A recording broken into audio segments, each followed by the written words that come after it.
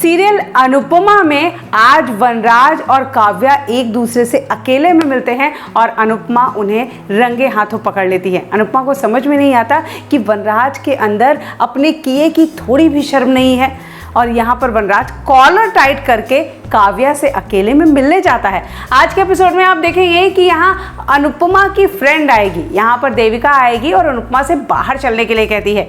वनराज को बहुत बुरा लगता है कि अनुपमा बाहर जा रही है उसकी बिना परमिशन के, पर अनुपमा तो अब वनराज की परमिशन लेने से रही।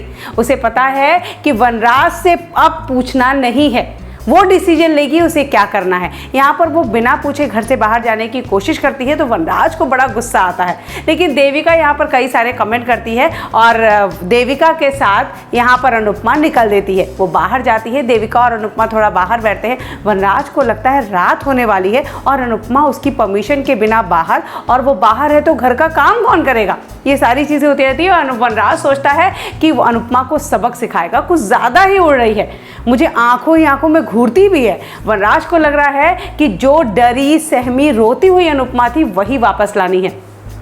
यहाँ पर अनुपमा जब रात में वापस आती है देविका के साथ, तो वनराज दरवाज़ा बंद कर देता है और कहता है कि तुम वहीं रहो। उसे लगता है अनुपमा बाहर बैठ के रोएगी, गिड़गिड़ाएगी, लेकिन अनुपमा तो यहाँ पर बदल चुकी है। अनुपमा यहाँ वनराज को कहती है दरवाज़ा खोलिए, अगर आपको बात का बतंगड़ बनाना है, तमाशा बनाना है तो तमाशा आपका ही बनेगा।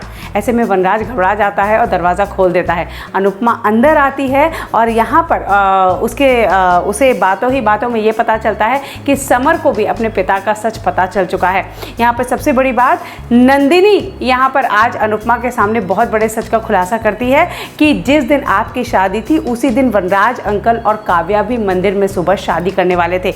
ये सुनकर अनुपमा के होश उड़ जाते हैं और वो अब निश्चय कर लेती है कि या तो वनराज अब काव्या के साथ रहेगा या फिर अनुपमा के साथ। यहाँ वो उसे पता चलता है कि वनराज घर में है नहीं। उसे शक हो जाता है कि वनराज यकीनन काव्या से मिलने उसके घर गया है। अनुपमा पहुँचती है काव्या के घर और वहाँ वनराज और काव्या दोनों होते हैं। अब देखना ये है कि क्या यहाँ एक बार फिर से अनुपमा वनराज और काव्या को एक साथ पकड़ लेगी, और क्या अब वनराज से सिर्फ किसी एक को चुनने के बारे में बोलेगी। अब वनराज क्या करता है ये देखना होगा काफ़ी दिलचस्प।